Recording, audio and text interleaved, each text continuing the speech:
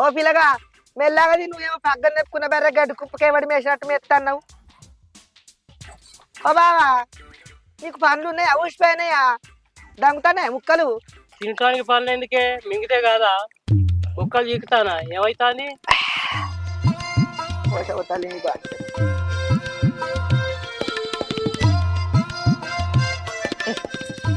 ఏమైనా జాని కానీ ఏంది పిల్లగా ఇదంతా ఎట్లా ఒకరొకరు వస్తుంది ఇంతకన్నా ఇంట్లో కోటరు పోతేమో నాకు.